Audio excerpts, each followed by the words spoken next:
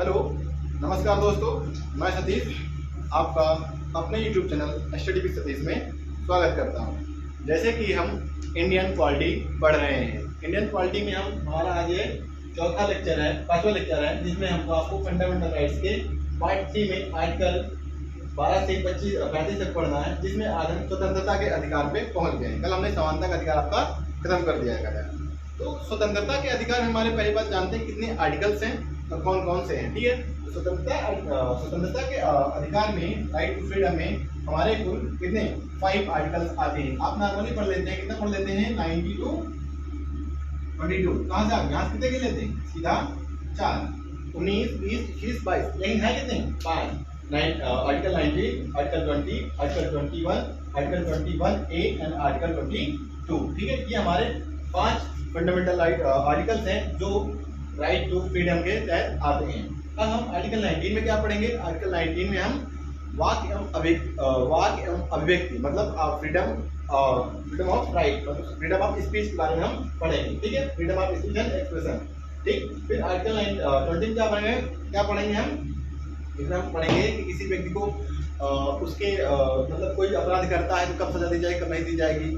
ठीक है, फिर आर्टिकल 21 क्या पढ़ेंगे हम, right to life and liberty. ठीक है, आर्टिकल 21 में क्या पढ़ेंगे हम, 21A में क्या पढ़ेंगे, एक अलग आर्टिकल होगा। ठीक है, इसमें पढ़ेंगे हम राइट टू एजुकेशन। फिर इसमें पढ़ेंगे हम इसमें क्या पढ़ेंगे, इसमें पढ़ेंगे किसी व्यक्ति को निवारक नजरबंदी या गिरफ्तारी से कैसे सुरक्षा दी जा सकती है। ठीक है, चलिए एक एक करके मैं एक आर्टिकल को आपको एक्सप्लेन करते चलता हूँ और आपको आराम से एक आर्टिकल समझाऊंगा। पहले आर्टिकल 19 समझाऊंगा, आर्टिकल 19 में है क्या, उसमें कितने प्रकार के लिमिट लगाए गए या नहीं लगाए गए। जैसे मैंने आपको शुरू में फंडामेंटल राइट में पढ़ाया था कि फंडामेंटल राइट में लिमिट्स हैं या नहीं, तो वहीं पे मैंने आपको एग्जाम्पल दिया था आर्टिकल 19 का। तो आज फिर उसी आर्टिकल 19 को मैं एक एक करके एक्सप्लेन करूंगा कि कौन कौन से इसमें क्या है लिमिट्स हैं। मैंने तुम्हें बताया था ना कि हर एक आर्टिकल में अपनी अलग अलग क्या है लिमिट्स हैं, हर एक पार्ट में। इसके कितने पार्ट है पहले वो जानने की कोशिश करते हैं। ठीक है, तो आर्टिकल 19 पढ़ते हैं, पहले इसको लेस कर लें। ठीक है,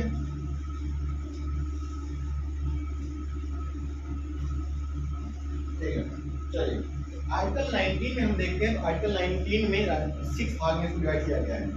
आर्टिकल 19 को कितने भाग में बांटा गया है, 6। Article 19 part 1, article 19 part 2, article 19 class 3, article 19 class 4, article 19 class 5, article 19 class 6। ठीक है, ये 6 पार्ट को बांटा गया। Article 19 class 1, class 2, class 3, class 4, class 5, class 6। अब एक एक करके इसमें जान लेते हैं क्या क्या दिया गया। आर्टिकल 19(1) को फिर हमने कितने भागों में बांट दिया, फिर इसको अलग से 6-7 भागों में बांट दिए। इसको देख लेते हैं कितने भागों में बांटा गया है। क्योंकि इसी में हमारे को क्या है, freedom of speech and expression है, वाक एवं अभिव्यक्ति की स्वतंत्रता, वाक एवं अभिव्यक्ति की स्वतंत्रता। बहुत कायदे समझिए कि इससे बहुत क्वेश्चन बनते हैं। ठीक है, स्वतंत्रता, वाक एवं अभिव्यक्ति स्वतंत्रता। इसी में कहा जाता है कि आप कुछ भी बोलिए, आपको इसमें कहने का अधिकार है। क्या क्या कहने, वाक एवं अभिव्यक्ति आप कैसे बोल सकते, कैसे नहीं, कहा जा सकते, कहा नहीं, इसके बारे में समझ एक करके सबको बताता चल रहा हूँ। ठीक है, ठीक। अब इसको हम कितने भागों में बांट देते हैं, 6 भागों में बांट देते हैं इसको भी। ठीक है, चलिए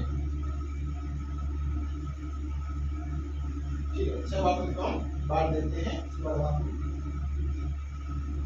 अरे सॉरी, इसको क्या बोलते हैं, लोकतांत्रिक स्वतंत्रताओं का अधिकार। लोकतांत्रिक वाक एवं अभिव्यक्ति तो आपका आर्टिकल 19 क्लास 1 सब क्लास A में है। लोकतांत्रिक स्वतंत्रताओं का अधिकार मतलब लोकतंत्र जितनी स्वतंत्रताएं को दी गई, स्वतंत्रताओं का अधिकार। ठीक है, आपको क्या कह दिया गया। ठीक है, अब ये लोकतांत्रिक स्वतंत्रताएं क्या होती हैं आपकी, जितनी आपकी लोकतांत्रिक देश होता है उसमें आपको कहीं भी जाने की स्वतंत्रता, घूमने की स्वतंत्रता, बोलने की स्वतंत्रता, रहने की स्वतंत्रता, कोई भी शांतिपूर्वक सभा बनाने की स्वतंत्रता, ये आपकी सब सारी किस्में लोकतांत्रिक स्वतंत्रता। क्योंकि ऐसा देश जहाँ पे लोकतंत्र होगा वहाँ पे क्या होगा, कॉन्स्टिट्यूशन होगा तो कॉन्स्टिट्यूशन होगा, लोकतंत्र होगा तो वहाँ की उसकी विशेषता भी पाई जाएगी। ठीक है, लोकतांत्रिक स्वतंत्रता क्या आपको समझ आया। ठीक है, चलिए अब मैं आपको आर्टिकल 19 पार्ट में बात करके दिखाता हूँ यहाँ पे। और यहाँ से यहाँ तक क्या है, यहाँ से यहाँ तक है आर्टिकल 19(1) में कितने प्रकार की आप पे लिमिट लगाई, क्या लगाई गई, सीमाएं। मतलब आप मान लीजिए कहने के उसको वाक एंड अभिव्यक्ति की स्वतंत्रता है, तो उस वाक एंड अभिव्यक्ति की स्वतंत्रता में कितने प्रकार की लिमिट लगाई। आप बोल सकते हैं कहाँ तक बोल सकते हैं भाई, एक लिमिट होती है ना। मान लीजिए आपने किसी को गाली दे दी, कहते आपने मेरी बोलने की स्वतंत्रता है, गलत हो गया, उसको ऑफेंड होगा। मतलब आपको ऐसे वर्ड यूज करने हैं या ऐसी, मतलब आपकी स्वतंत्रता वहां तक लिमिट है जहां तक किसी और को तकलीफ ना पहुंचाए। अगर आपकी स्वतंत्रता किसी और को तकलीफ पहुंचा रही है तो आपकी स्वतंत्रता नहीं, फिर उस पर लिमिट लगाई जाएगी। किसके द्वारा, हमारी सुप्रीम कोर्ट के द्वारा लिमिट लगाई जाएगी। ठीक है, तो इसमें सीमित जिस सीमित लिमिट लगाई गई है, इसको आप इंग्लिश में सीधा पढ़ेंगे, लिमिट लगाई गई है, कितने प्रकार की लिमिट है वो अभी मैं एक करके आपको समझाता चला रहा हूँ। जैसे जैसे आगे बताता चलूंगा उस पर लिमिट लगाता चल रहा हूँ। ठीक है, चलिए तो एक करके पढ़ते चलते हैं। ठीक, सब चीजें नोट करते चलिए भाई साहब, आराम नहीं नोट करना स्क्रीन कर लीजिए। ठीक है, आर्टिकल 19 को कितने भागों में बांटा गया अभी देख लेते हैं। तो आर्टिकल 19 को हम 6 भागों फिर से बांट देते हैं। Article 19 clause A, article 19 clause A, इसमें क्या है इसको पहले अब मैं आर्टिकल जैसे जैसे पढ़ाता चलता हूँ वैसे आप देखते चलिए। ठीक है, तो आर्टिकल 19 क्लॉज में क्या है, वाक एवं अभिव्यक्ति की स्वतंत्रता, वाक एवं अभिव्यक्ति, मतलब बात मतलब बोलना, अभिव्यक्ति मतलब शो करना, कैसे आप किसी चीज को शो कर सकते हैं। मतलब इसमें कहा गया है कि आप बोल सकते हैं, मतलब आपको आपके पास वाक एवं अभिव्यक्ति की स्वतंत्रता है। ठीक है, अब वाक एवं अभिव्यक्ति की स्वतंत्रता, आप किसी चीज को अभिव्यक्त करते हैं, कितने तरीके होते हैं आप किसी चीज को अभिव्यक्त करने के। तो अभिव्यक्त करने के 3 तरीके होते हैं। ठीक है, पहला क्या होता है, आप किसी चीज को लिख के शो कर सकते हैं, अभिव्यक्त कर सकते हैं। दूसरा, आप मौन रह के शो कर सकते हैं। तीसरा, एक लिखित होता है आपका, मौखिक हो गया, मौखिक से बोल करके, फिर क्या आपका बोल शांत रह के या मौन रह के आप उसको कर सकते हैं, बता सकते हैं। ठीक है, या हाव भाव से करता है, हाव भाव से, हाव भाव रहेगा तो आपने हाव भाव से, हाव भाव। ठीक है, तो लिखित क्या है, अभिव्यक्त कर रहे हैं तो लिखित कैसे, किस तरीके से आप किस चीज को लिख कर बता दीजिए। मैं आपको क्या कर रहा हूँ, लिख कर कुछ चीज बता रहा हूँ, मैं कैसे लिख कर रहा हूँ, लिख करके। फिर जैसे मौखिक, मैं बोल रहा हूँ, ठीक है, कौन सा तरीका हो गया, बोलने मौखिक तरीका हो गया। मैं बोल रहा हूँ किसी चीज को, आप बोल रहे हैं, कोई रैली में आप कोई नेता बोल रहा हो तो क्या होता है, मौखिक अभिव्यक्त कर रहा होता है। ठीक है, लेकिन कोई चीज जब लिखी बताई जाती है तो क्या होती है, लिखित अभिव्यक्ति होती है। जैसे कि आप कहीं रोड के किनारे पर साइन देखते हैं तो क्या होता है, लिखित रूप में होता है ना, तो क्या होता है, लिखित स्वतंत्रता। हाव भाव, मान लीजिए आप बोल नहीं रहे हैं, किसी को इशारे में बता दे रहे हैं, जैसे मान लो किसी को इधर जाना तो आप कहेंगे इधर जाइए, बिना बोले ऐसे कर दिया, तो क्या हो गया आपका हाव भाव, आपने अपना हाव भाव सकते थे, आपने स्माइल से आपने स्माइल कर दिया, इंसान समझ गया, आपने अपने पल के जुगा तो कुछ बता दिया, समझ गया, आपने हाथ से बता दिया। तो ये क्या है, हाव भाव तरीके से। आप टीवी अगर हम देखते हैं तो जो मूवी वगैरह होती है इसमें क्या था, हाव भाव होते हैं ना, मतलब बॉडी लैंग्वेज से ज़्यादा चीज़ों को समझ पाते हैं। तो क्या हो गया आपके हाव भाव की अभिव्यक्ति। तो अभिव्यक्ति क्या, किसी भी अभिव्यक्ति को 3 प्रकार से कर सकते हैं, लिखित अभिव्यक्ति, मौखिक अभिव्यक्ति और हाव भाव की अभिव्यक्ति। ठीक है, तो आर्टिकल 19 क्लास 1 सब क्लास ए में क्या है, वाक एंड अभिव्यक्ति स्वतंत्रता। आप अभिव्यक्ति को कितने प्रकार शो कर सकते हैं, 3 प्रकार शो कर सकते हैं, लिखित अभिव्यक्ति, मौखिक अभिव्यक्ति और हाव भाव, मतलब अपने बॉडी लैंग्वेज से शो कर सकते हैं। तीनों समझ आया भाई? ठीक है, चलिए अगर आपको तीनों समझ आया तो बहुत अच्छी बात है। ठीक है, अब इसमें कितने प्रकार की सीमाएं आरोपित की गई, मतलब सीमाएं कहने मतलब है आप मान लीजिए बोलते चले जा रहे हैं, फर्क पड़ रहा है नहीं पड़ रहा है, उस चीज को देखना बहुत जरूरी है ना। तो इसमें 8 प्रकार की सीमाएं यहाँ पे दी गई। कितने प्रकार की सीमाएं, 8 प्रकार। इसकी थोड़ा सा और जान लीजिए कि मीडिया की अभिव्यक्ति क्या होती है। मीडिया मतलब स्वतंत्र, जैसे हमारे यहाँ कहते हैं ना कि मीडिया क्या है, लोकतंत्र का चौथा स्तंभ है। तो मीडिया की स्वतंत्रता, जो मीडिया की स्वतंत्रता हमारे मीडिया स्वतंत्र जो हमारे हैं वो इसके Indian express news, Indian express समाचार पत्र वर्सेस एक केस डाल लीजिए जिसमें मीडिया स्वतंत्रता, वही मीडिया की स्वतंत्रता भी क्या है, वाक एवं अभिव्यक्ति की स्वतंत्रता तहत आती है। ठीक है, तो जो हमारा कौन सा केस था, Indian express news, Indian express news versus union of India, union of India मतलब भारतीय संविधान। ठीक है, जो कब हुआ था 1985, कब हुआ था 1985। इसमें ये केस याद रखिएगा जब आपसे पूछ जाए कि मीडिया की स्वतंत्रता किस केस के तहत दे दी गई थी? मीडिया भी वाक एंड अव्यक्त के तहत वो मतलब अपनी अभिव्यक्ति कर सकती है, और फंडामेंटल के राइट के तहत आर्टिकल 19 क्लास ए सब क्लास 1 सब क्लास ए के तहत आती है, और उसको भी उसको भी वही संरक्षण दिया जाएगा जो एक व्यक्ति को, जो एक भारतीय नागरिक को दिया गया। ठीक है। और आर्टिकल 19 मैं शुरू में बताना भूल गया था कि आर्टिकल 19 सिर्फ किसको प्राप्त है? इंडियंस को प्राप्त है, विदेशियों को नहीं प्राप्त है। जरा एक बार मुझे बताएं तो आर्टिकल 9 कौन कौन से आर्टिकल से फंडामेंटल हैं जो सिर्फ इंडियन को प्राप्त हैं? किसी को याद है कौन कौन से? 15, 16, 19 और 29 एंड 30 किसको प्राप्त है? सिर्फ इंडियंस को, किसी भी विदेशी को प्राप्त नहीं है। ठीक है। तो Indian express news versus union of India क्या 1895 का क्या उसमें मीडिया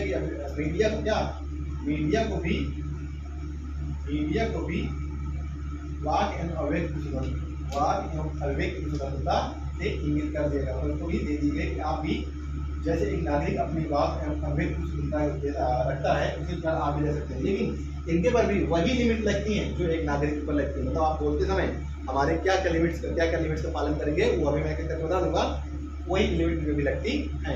एक केस और आपका आता है बीजो इमैनुअल केस वर्सेस केरल राज्यवाद 1886। कौन सा केस? बीजो इमैनुअल। एक मिनट इसको देख लेना पड़ेगा। ठीक है, चाहे तो मैं लिखकर यहाँ लिख दे रहा हूँ बीजो इमैनुअल केस। बीजो इमैनुअल केस। ये क्वेश्चन आपका अलग से पूछता आपका कि बीजो इमैनुअल केस वर्सेस केरल राज्यवाद।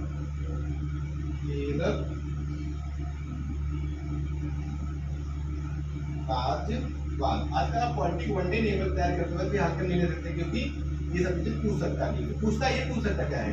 इसमें क्या कहा गया कि आप मौन रह सकते हैं। जैसे मान लीजिए आप कह रहे हैं मैं अपनी अभिव्यक्ति को, मैं अपनी वाक की स्वतंत्रता को कैसे रखूंगा? मौन रखूंगा। जैसे मैं शांत खड़ा हूँ, नहीं बोल, आपने मुझसे कोई, मैं कहीं जा रहा हूँ, आपने मुझसे रास्ता पूछा कि आप भैया किधर जा, मतलब कोई लोकेशन पूछी, मैं उसको बोल ना करके क्या सिर्फ इशारे बता दिया कि ऐसे ऐसे मैंने इशारे बता दिया, तो इसका मतलब क्या हुआ? मेरे को मौन रहने की स्वतंत्रता है। कौन से केस में आई?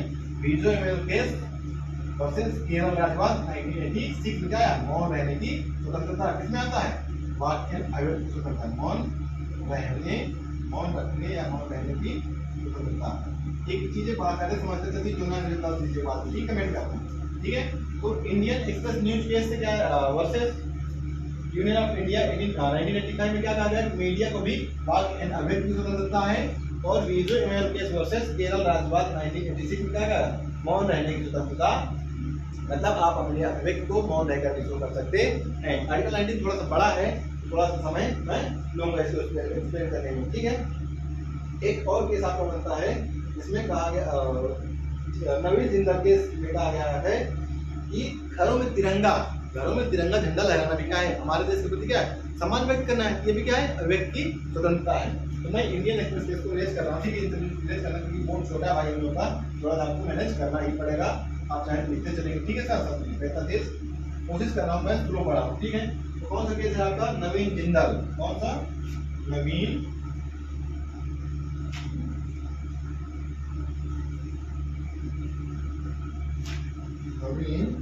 Jindal versus union of India, वही भारत संघवाद। ठीक है, क्या है? भारत संघवाद। इसमें क्या कहा? कि घरों में तिरंगा झंडा, ये क्वेश्चन पूछा जाता है भाई साहब हमेशा, तिरंगा झंडा फहराने की स्वतंत्रता, किसमें आएगा आपका? फहराने की स्वतंत्रता किसमें आएगा? वो वाक एंड अव्यक्त की स्वतंत्रता में आएगा। बीजो इमैनुअल केस कब हुआ था? 2004 में हुआ। ठीक है, कब हुआ था? 2004 में। तो ये कितने केस आप याद रखिएगा। एक इंडियन न्यूज़पेपर एक्सप्रेस केस 1985, जिसमें मीडिया को वाक एंड अव्यक्त की स्वतंत्रता दी गई। बीजो इमैनुअल केस वर्सेस केरल राज्यवाद 1986, जिसमें कहा गया मौन रहने का स्वतंत्रता आपको दी गई, आप मौन रह करके भी अपनी वाक एंड अव्यक्त की स्वतंत्रता शो कर सकते हैं। फिर नवीन जिंदल वर्सेस भारत संघवाद में कहा गया घरों में अगर आप तिरंगा झंडा फहरा रहे हैं तो भी क्या है आपकी ये भी क्या है वाक एंड अवेक्ट की स्वतंत्रता है। ये झंडा फहराकर आप ये शो कर रहे हैं, ये अभिव्यक्ति शो कर रहे हैं कि हम राष्ट्र के प्रति अपना सम्मान रखते हैं। ठीक है, अब चलिए इनमें कितनी ब्रांच लिमिट है वो बता देता हूँ। आपका क्वेश्चन सीधा बनेगा कि आर्टिकल 19 क्लास 1 सब क्लास ए में कितने प्रकार की स्वतंत्रता है, कितने प्रकार की लिमिट्स हैं। तो 8 प्रकार की लिमिट्स कितने प्रकार की हैं, 8 प्रकार की। ठीक है, सब याद कर दो। ठीक है भैया, एक बार चाहें तो स्क्रीनशॉट ले लीजिए, कुछ खास नहीं है, मेरे साथ नोट्स बनाते चले ज़्यादा बेटर रहेगा। ठीक है, और मैं ये बात और आपको गारंटी खत करता हूँ, जो मैं पढ़ा रहा हूँ क्वालिटी, अगर एक बार आप सही से देख लेंगे, समझ लेंगे, तो आपका जितने भी वनडे लेवल एग्जाम है वैसे इतना डीप पूछता नहीं है, फिर भी मैं एक एक केस करके पढ़ाते चल रहा हूँ किताब क्या, ताकि आपको कोई क्वेश्चन स्किप ना हो। ठीक है, चलिए एक बार सीट ना समझ दोबारा आप देख सकते हैं आराम से, कोई दिक्कत नहीं। ठीक है, वाक एंड अवेक्ट की स्वतंत्रता में कितने प्रकार की लिमिट्स हैं, कितने प्रकार की लिमिट्स हैं। इसमें आर्टिकल 19(2) किसके तहत, आर्टिकल 19(2) के तहत इस पर कितने प्रकार की लिमिट है, 8 सीमाएं लगती हैं, 8 प्रकार की लिमिट हैं, 8 सीमाएं हैं। मतलब आप अपनी वाक एवं अभिव्यक्ति की स्वतंत्रता के एक्सप्रेस करते समय इन 8 स्वतंत्रताओं, 8 सीमाओं की उल्लंघन नहीं करेंगे। अगर इन 8 सीमाओं को उल्लंघन करते हैं तो क्या होगा, फिर सुप्रीम कोर्ट आपके साथ कुछ ना कुछ कार्रवाई कर सकती है, वो कानून बना के आपको दंडित कर सकती है। क्योंकि भाई सबसे ऊपर क्या है, हमारे देश की अखंडता, फिर क्या, एकता, संप्रभुता, लोक व्यवस्था, सदाचार, न्यायालय की अवमानना, कोई ऐसा भाषण ना देना जो घृणाभाव को पैदा करता हो, कोई ऐसा भाषण भी ना देना जो कोई व्यक्ति ऐसे ना करना जो किसी अपराध को उद्दीपित करता हो। ये 8 प्रकार की स्वतंत्रता हमारे इसमें दी गई। ठीक है, तो हम एक करके आराम से पढ़ते चलते कौन कौन स्वतंत्रता है। तो 8 प्रकार की स्वतंत्रता कौन कौन सी, देश का संप्रभुता एवं अखंडता। पहले क्या है कि देश की संप्रभुता एवं अखंडता, देश भारत की संप्रभुता एवं अखंडता। ठीक है, मतलब हमारे देश की संप्रभुता, जब मैं आपको प्रस्तावना पढ़ाऊंगा इसमें संप्रभुता भी बताऊंगा क्या होती है और अखंडता भी बताऊंगा। अभी आप इतना याद रखिए, भारत की संप्रभुता एवं अखंडता की आपको ध्यान में रखते हुए अपनी वाक एवं अभिव्यक्ति की स्वतंत्रता पेश करनी। तो दूसरा क्या है आपका, राज्य की सुरक्षा। मतलब आप ऐसी कोई भी इन्फॉर्मेशन या अभी आप ऐसी कोई भी एक्सप्रेशन नहीं देंगे जिससे हमारे राज्य की सुरक्षा बाधित हो जाए। मान लीजिए कोई आप ऐसी एक्सप्रेशन दे रहे हैं जिससे हमारा क्या हो रहा है, देश की सुरक्षा बाधित हो रही। मान लीजिए कहीं आप कोई विदेशी हम लोग कोई प्लान कर रहा है, आप इंटरनेट पर जाकर हमारे देश की ऐसी जानकारी दे रहे हैं जो विदेशों के लिए, उनके लिए किसी भी टेररिस्ट के हेल्पफुल हो रही है, तो ऐसी स्वतंत्रता का अधिकार आपको नहीं दिया जा रहा। ठीक है, तो राज्य की सुरक्षा हमारे लिए सबसे ऊपर है। ठीक है, सेकंड क्या है, विदेशी राज्यों के साथ संबंध। मान लीजिए हमारे विदेशी अमेरिका के साथ या रूस के साथ किसी भी विदेशी देश के साथ संबंध है, अच्छे मित्रों संबंध है, लेकिन आपने क्या किया, आप गए एक रैली अरेंज किया या कोई सम्मेलन अरेंज किया, उसमें आपने अमेरिका के खिलाफ या रूस के खिलाफ, जिससे हमारे अच्छे व्यवहार हैं, उसके खिलाफ आपने गलत भाषण दे दिया, गलत चीज़ें कह दी, तो इससे हमारे देश में क्या होंगे, हमारे देश के संबंध बेकार होंगे। तो ऐसी चीज़ें साफ करने से बचेंगे, क्या विदेशी राज्यों से संबंध करेंगे। क्योंकि हम क्या करेंगे, हम अपनी वाक एवं अभिव्यक्ति की स्वतंत्रता व्यक्त करते में विदेशी राज्यों के संबंध की सुरक्षा को ध्यान रखेंगे। विदेशी राज्यों से संबंध हमारे प्रभावित ना हो, उस प्रकार से हम अपनी स्वतंत्रता को पेश करेंगे। अगर प्रभावित होते हैं तो फिर क्या सीमाएं हैं, सुप्रीम कोर्ट है, सुप्रीम कोर्ट है, सुप्रीम कोर्ट आपको देख लेगा कि आइए भैया आप बहुत शौक चला है, हमारे उल्लंघन करेगा हमारे कानून को, मिल लेते हैं आप। ठीक है, फिर क्या लोक व्यवस्था। लोक व्यवस्था मतलब होता है, मान लीजिए आप भाषण दे रहे हैं, भाषण देते देते आपने कुछ ऐसा बोल दिया कि लोक व्यवस्था ही भंग हो गई पूरी। मतलब जो जितनी भी अच्छी खासी व्यवस्था चल रही थी, लोग आ जा रहे हैं आराम से, मतलब लोग फिर आपके साथ आपके चक्कर में बात करने लगे, क्या लोक व्यवस्था हमारी बनी रहनी चाहिए। ठीक है, लोक व्यवस्था। फिर नेक्स्ट क्या है, सदाचार। सदाचार का मतलब हुआ कि आप ऐसा भाषण नहीं देंगे जो हमारे समाज के लिए बुरा हो, अच्छा प्रभाव पड़ना चाहिए। मान लीजिए आप गड़ावाद दे रहे हैं, क्या सदाचार को प्रभावित कर रहा है, मान लीजिए आप गलत वर्डों का यूज कर रहे हैं, अपनी अभिव्यक्ति की स्वतंत्रता पेश करते हो, तो सदाचार हमारा बना रहना चाहिए, जो हमारे देश के लिए सबसे जरूरी है। ठीक है, फिर क्या मानहानि। मतलब आप कैसे ऐसे कोई वर्ड नहीं यूज करेंगे जो अगले के लिए, अगले के मान सम्मान के लिए दिक्कत पैदा कर दे। मान लीजिए आप किसी को कह रहे हैं कि जी जी से हमको क्या है, हमको स्वतंत्रता हवा के व्यक्ति, आपने प्रधानमंत्री गाली दे दी मजाक मजाक में, आपने सुप्रीम कोर्ट की गाली दे दी मजाक मजाक में, आपने किसी व्यक्ति को गाली दे दी, मतलब कोई भी वक्त बोल दिया जो उनको बुरा लग गया, तो आप ऐसे वाक्य बिल्कुल भी नहीं बोलेंगे जो क्या है किसी व्यक्ति क्या है मानहानि, मतलब उनकी अपमान को ठेस पहुंचा। ठीक है, छठवां क्या आपका मानहानि, मतलब ऐसा कोई भी आप नहीं बोलेंगे किसी के भी सम्मान में कोई फर्क पड़े, ठीक है। फिर आपको क्या है, सदाचार हो गया, मानहानि हो गया। फिर आपको क्या, अपराध उद्दीपन, मतलब आप कोई भी ऐसा भाषण लेक्चर नहीं देंगे, आप कोई भी ऐसा हाव भाव नहीं शो करेंगे, कोई भी आप लिखित अभिव्यक्ति नहीं देंगे, कोई भी आप अलिखित या मौखिक या भाव से कोई भी अभिव्यक्ति नहीं देंगे जो अपराध उद्दीपन को बढ़ाए। जैसे आजकल हमारे देश का माहौल देख रहे हैं, मतलब कि बीजेपी के बहुत से ऐसे कार्य जो बीजेपी क्या मतलब जो हमारी सरकार सत्ता में उसको बहुत ऐसे कार्य हैं जो लोगों को नहीं पसंद आ रहे हैं, लेकिन आप वहाँ पर भी आप जो भी करेंगे बहुत ध्यानपूर्वक करेंगे। और हमारे देश में क्या अपराध उद्दीपन वाले भाषण नहीं दे सकते। मान लीजिए ऐसा कोई आपने व्यक्त कर दी कि लोग अपराध करने चल गए, मान लीजिए आपने मुस्लिम या हिंदू को लेकर के नफरत फैलाने लगे, मुस्लिम भाई बेकार है, हिंदू सही है, तो फिर क्या करेंगे, हिंदू मुस्लिम में कन्फ्लिक्ट पैदा हो जाएगा, जो क्या करेगा, अपराध पैदा करेगा। तो या किसी व्यक्ति को आप उत्साहित नहीं कर सकते, मान लीजिए किसी कहते नहीं इसको मार दो तुम जान से, तो वो भी क्या अपराध उद्दीपन वाला भी आप एक्सप्रेशन नहीं कर सकते। आपने कह दिया मैं तो भाई मेरी स्वतंत्रता थी, मैंने कह दिया, अब अपराध हो चाहे कुछ हो, ऐसा नहीं है। मान लीजिए आप किसी रैली में गए, कोई हिंदू, आजकल देख रहे हैं कितना ट्रेंड चल रहा है कि भाई हिंदू राष्ट्र बनाना है, हिंदू खतरे बला बला बला, पता नहीं वही सब क्या है कि अनपढ़ लोगों की बातें, हिंदू राष्ट्र बनाना है। एक बार आप पॉलिटिक्स पढ़िए, जान जाएंगे हिंदू राष्ट्र कहाँ खतरे कहाँ नहीं करते, ठीक है। तो आप ऐसा कोई भाषण नहीं देंगे जिससे कि हमारा अपराध, मान लीजिए आपने कहा गए कह दिए भाई साहब हमारा हिंदू राष्ट्र खतरे में है और मुस्लिम को यहाँ से मार के भगा देना चाहिए। और आप क्या हिंदू, आपका वो एक रील में मैंने देखा था कि उन्होंने कहा कि क्या आप सभी हिंदुओं का खून पानी हो गया है जो आप यहाँ मंदिरों पे मुस्लिम अपना मतलब सामान बेच रहे हैं। अरे भाई साहब, सबको स्वतंत्रता, सब व्यापार कर सकते हैं, सब कोई वहां जा सकता है, कोई बुरा वर्ड तो बेचारा बोल नहीं रहा था, बैठ के बेच रहा था अपना। वैसा आप नहीं करेंगे ताकि हिंदू और मुस्लिम का दंगा, किसी भी मतलब चीजों को दंगा या अपराध उद्दीपन हो, तो ऐसा कोई अपराध उद्दीपन वाला आप कोई व्यक्ति नहीं करेंगे। अब क्या हो जाएगा, सीधा सुप्रीम कोर्ट आपको समन किया जा सकता है, अपराध उद्दीपन वाले आप काम नहीं करेंगे, ठीक है।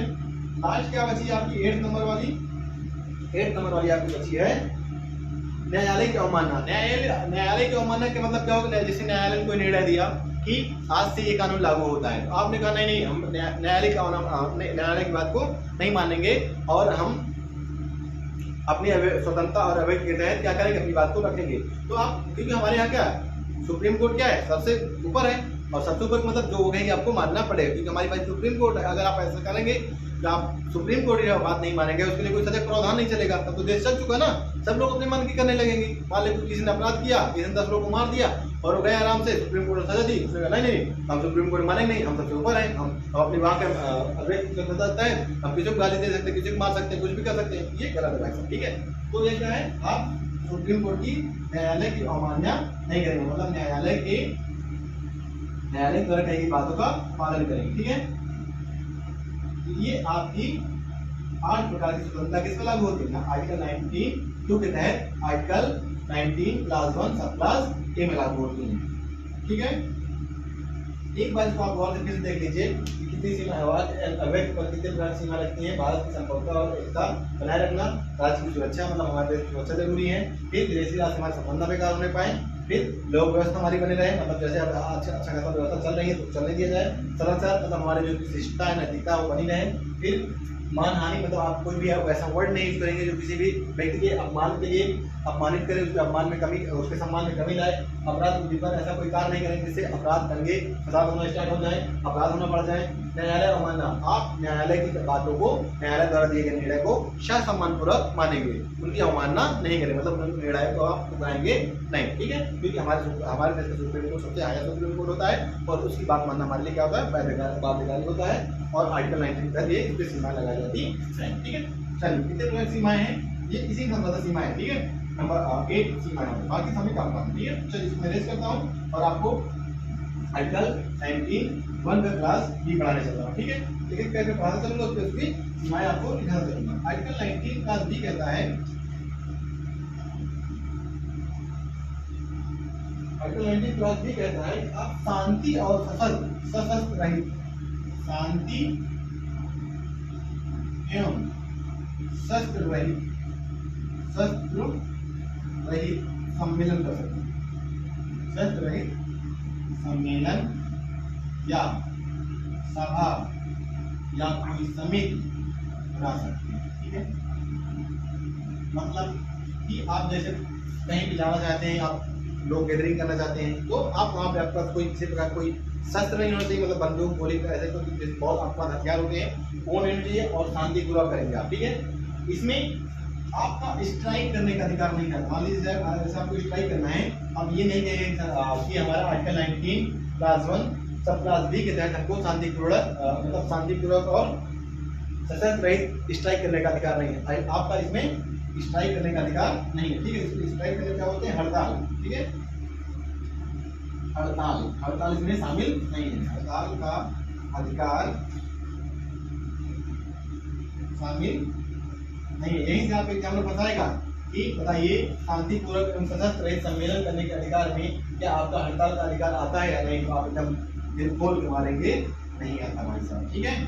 अब इसमें इम्पोर्टेंट था कि आर्टिकल 19 क्लास 1 सब क्लास के तहत आप शांति तथा सशस्त्र रहित सम्मेलन कर सकते हैं, जिसमें आपको हड़ताल का अधिकार आपके इसमें आर्टिकल 19 क्लास 1 सब क्लास में नहीं आता। अब इसमें कितने प्रकार की सीमाएं हैं, इसमें 2 प्रकार की सीमाएं आरोपित होती है आर्टिकल 19 क्लास 3 के तहत। इसमें 2 प्रकार की सीमाएं होती है आर्टिकल 19 क्लास 3 के तहत।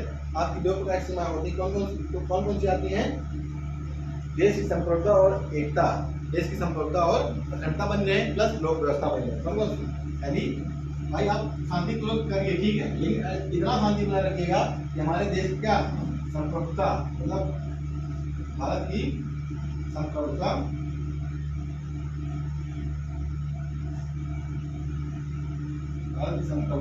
एवं अखंडता बनी रहे। नहीं अगर आप अखंडता तो भाई भारत की सबसे इम्पोर्टेंट है, जो भारत 1950 आज़ादी के बाद 1947 के बाद उसको बहुत मेहनत से बनाया था। दूसरा क्या है, लोक व्यवस्था, मतलब आप लोक व्यवस्था मतलब जैसे अच्छी खासी व्यवस्था चल रही है, मस्त ट्रैफिक वगैरह सब कुछ आ जा रहा होगा, सब कुछ है। आप शांति सम्मेलन के अंदर क्या कर दिए कि आपने कोई रोड ही ब्लॉक कर दिया, ठीक है। अब रोड ही ब्लॉक कर दिया तो क्या हो गई, आपने लोक व्यवस्था को भंग कर दिया। तो लोक व्यवस्था को भंग कर दिया तो क्या हुआ, आपने आर्टिकल 19 ठीक है तहत जिसमें सीमाएं दी गई हैं, आपकी शांति को सम्मेलन करने की अधिकार है, उसकी सीमा लगाई जाती है। आप लोक व्यवस्था का हनन नहीं करेंगे, लोक व्यवस्था को भंग नहीं करेंगे, ठीक है। और देश की एकता एवं संप्रभुता को, देश की संप्रभुता और अखंडता को बनाए रखेंगे। आर्टिकल 19 क्लास 1 सब क्लास बी में शांति और शांतिपूर्वक शांति एवं सशस्त्र रहित सम्मेलन और सभा एवं समिति बनाने का अधिकार है। और इस पे आर्टिकल 19 क्लास 3 के तहत इसमें 2 प्रकार की इसमें आपका सीमाएं लागू होती है, ठीक है। अब आगे चल रहे हैं, इसको लिखते चलिए, जैसे हम पढ़ाता चल रहा हो आराम से आप लिखते चलिए, ठीक है। देखिए आर्टिकल, ठीक। अब आपका आर्टिकल 3 आता है, आर्टिकल 19 क्लास 1 सब क्लास सी में कहा गया है कि आप संघ एवं सहकारी समिति, संघ एवं सहकारी समिति, मतलब कोई भी आप संघ बना सकते हैं, कोई भी आप पॉलिटिकल पार्टी की बना सकते हैं, कोई भी आप समिति बना सकते हैं जो सहकारी मतलब किसी एक दूसरे सरकार और सहकारी मतलब सहयोग से बनी हुई, ठीक है। तो इसमें आप इतना याद रखिएगा कि आर्टिकल इसका कोई एक्सप्लेनेशन नहीं कुछ खास, ठीक है। आर्टिकल 19 क्लास 1 सब क्लास सी के तहत आप संघ एवं सहकारी समिति आराम से बना सकते हैं। इसके तहत आप ये नहीं सोचेंगे कि इसमें कोई बहुत एक्सप्लेनेशन है, इसमें कोई खास एक्सप्लेनेशन नहीं दिया गया, ठीक है। अब इसमें कितने प्रकार की सीमाएं लागू होती हैं, इसमें कुल मिला के आपकी 3 प्रकार की सीमाएं लागू होती है जो आर्टिकल 19(4) के तहत। कौन, आर्टिकल 19 क्लास 4 के तहत इसमें 3 प्रकार की सीमाएं लागू होती हैं। आप भारत की संप्रभुता,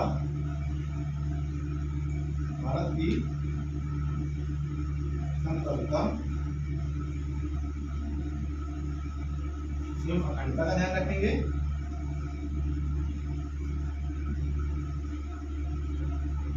दूसरी चीज लोक व्यवस्था, तीसरी चीज सदाचार।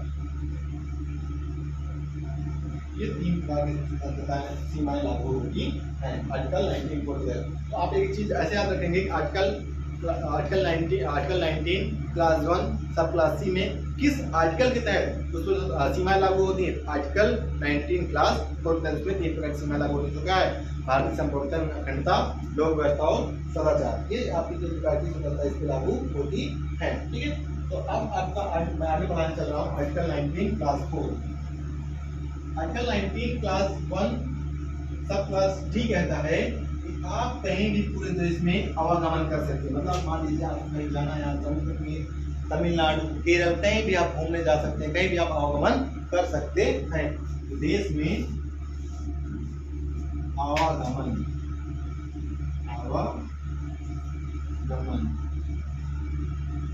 की स्वतंत्रता, आपको कोई नहीं रोकेगा आप कहाँ जा रहे हैं। बस इस पर भी जो इस पर एक इसमें मैं 2 आर्टिकल एक साथ पढ़ा करके तब आपको बताऊंगा कि आर्टिकल 19 क्लास 5 है, इसमें 2 प्रकार की स्वतंत्रता लागू होती है। ठीक है, एक आर्टिकल 19 क्लास 1 क्लास सब क्लास ई। देखिए, देश में आवागमन की स्वतंत्रता है और आर्टिकल 19 के तहत देश में कहीं भी बस जाने, मतलब कहीं भी आप जाइए, प्लाट लीजिए, जमीन लीजिए और वहां पर बनाकर रहिए। देश में कहीं भी बस जाने, मतलब रह जाने की स्वतंत्रता, बस जाने या रहने की स्वतंत्रता, ये कौन सा देता है?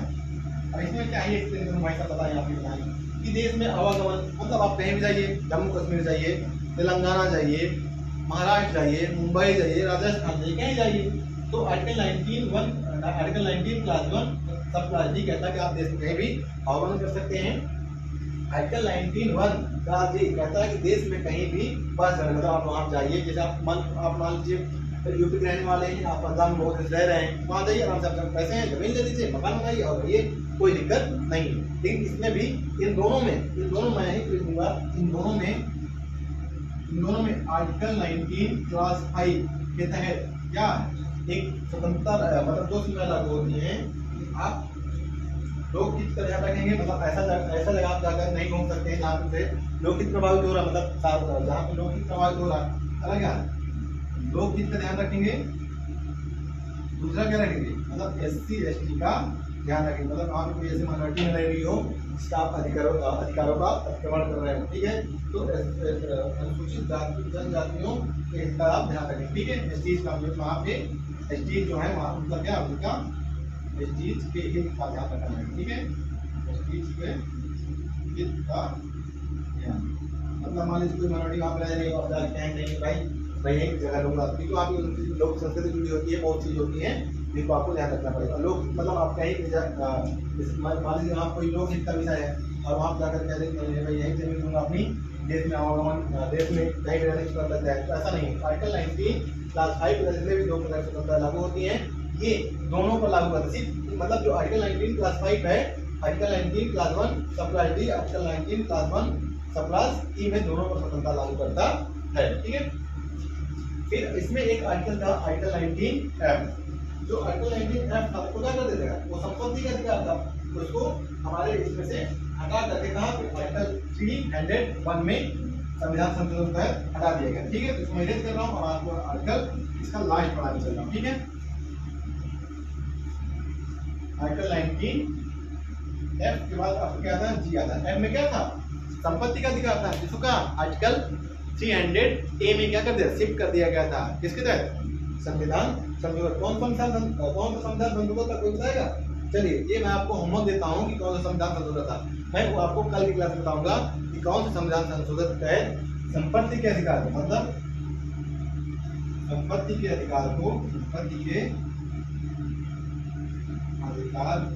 आर्टिकल बता दे रहा हूँ, आर्टिकल 300A में शिफ्ट कर दिया गया था। मैं आपको हिंट दे सकता हूँ कि वो 1970 से 1980 के बीच में वो अमेंडमेंट हुआ था। ठीक है, चलिए इसको आप याद रखिएगा। आर्टिकल 19(1) जी क्या कहता है कि आपको कोई भी रोजगार देने की स्वतंत्रता है, मतलब आप हमारे देश में कोई भी रोजगार चूज कर सकते हैं, रोजगार या व्यवसाय, रोजगार या मनपसंद व्यवसाय की स्वतंत्रता। ठीक है,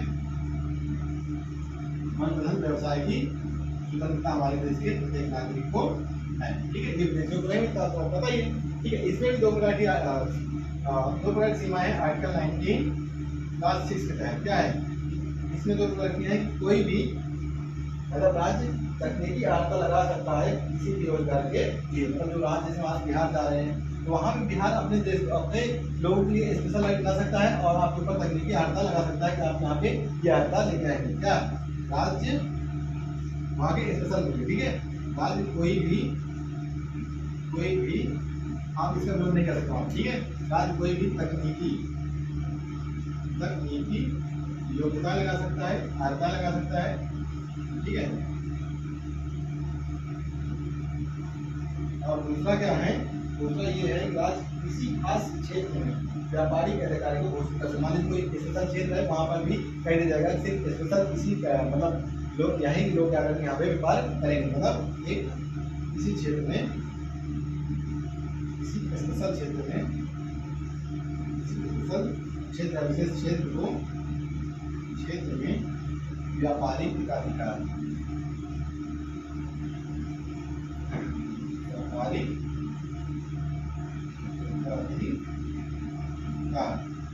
ठीक है। तो इसमें दो प्रकार की ऐसे लिमिटेड क्लास कोई भी तकनीकी आर्ता लागू कर सकता है और किसी स्पेशल क्षेत्र में व्यापारिक अधिकार लगा सकता है ताकि वहाँ के लोगों के लिए स्पेशल उत्थान में काम किया जा सके, ठीक है। तो आपका रोजगार और मनोरंजन व्यवसाय की स्वतंत्रता बाकी हर जगह रहेगी, को छोड़ दो, ठीक है। तो आर्टिकल 19 में आपने क्या समझा, आर्टिकल 19 सिर्फ भारतीयों को प्राप्त है। आर्टिकल 19 में 6 प्रकार को बांटा गया। आर्टिकल 19 को 6 भागों में बांटा गया है, 6 क्लास में बांटा गया है, जिसमें आपका आर्टिकल 19(1), आर्टिकल 19(2), आर्टिकल 19(3), आर्टिकल 19(4), 5, 6 है। फिर आर्टिकल 19(1) को फिर हमें 6 भागों में बांट दिया गया। आर्टिकल 19 क्लास 1, जिसमें आपको क्या कहता है, क्लास 1 और ए में व्यक्ति स्वतंत्रता।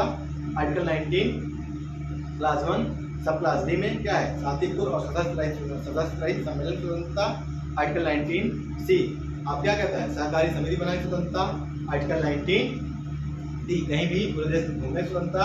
आर्टिकल 19(1) का ई क्या कहता है कि आप पूरे देश में कहीं भी रहने की स्वतंत्रता। और आर्टिकल 19(1) क्लास एफ कहता है पूरे देश में या किसी व्यक्ति को मनपसंद व्यवसाय चुनने की स्वतंत्रता। ये रहा आपका आर्टिकल 19।